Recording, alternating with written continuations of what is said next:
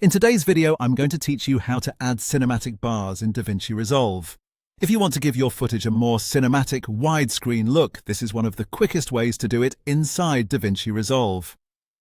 The nice thing about this method is that it only takes a few clicks, and you can preview different looks almost instantly until you find one that feels right for your project. To get started, go to the top menu and click Timeline.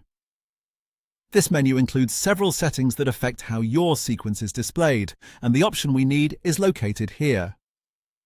Once the timeline menu opens, look for output blanking and hover over it.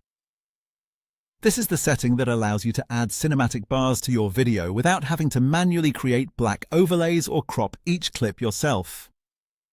From the output blanking menu, you'll see different preset values. These values represent different aspect ratios, and each one will change the size of the black bars at the top and bottom of your frame. Smaller changes can create a subtle widescreen effect, while more dramatic values can give your video a stronger cinematic style.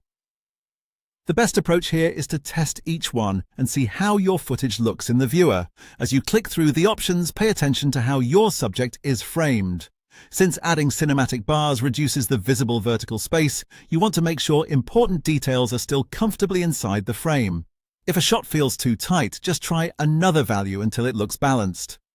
This is especially important if you have text, faces, or key visual elements near the top or bottom of the screen. Once you find a value you like, simply leave it selected, and that's it. Your timeline will now display with cinematic bars applied. This method is fast, clean, and perfect if you want a professional-looking widescreen presentation without spending extra time on manual adjustments. A quick tip while testing: don't just choose the most dramatic setting right away. Pick the one that best supports the mood of your edit and still keeps your composition looking intentional.